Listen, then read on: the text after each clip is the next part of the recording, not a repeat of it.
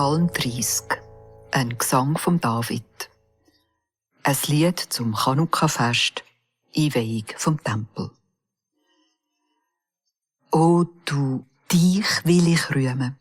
Du hast mich zum Loch ausgezogen und meine Finde nicht triumphieren.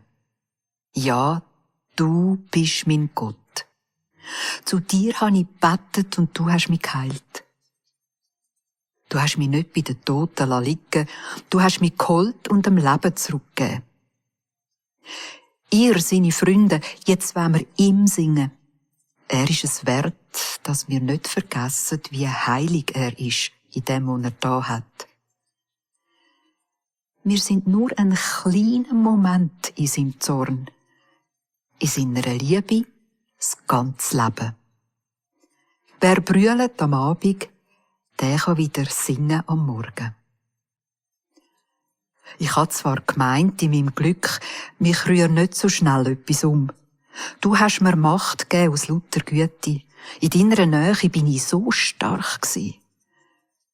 Nur wenn sie mir gefehlt hat, bin ich bis tiefst hinein verschrocken. Mir war es wie wenn ich keinen Boden mehr hätte unter den Füßen. Darum habe ich zu dir gerufen und bittet und bettelt.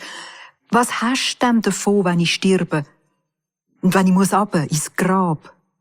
Könntest dich dort unten noch rühmen und Danke sagen für die Treue? Ach du, lass mir doch zu und gib mir eine Antwort.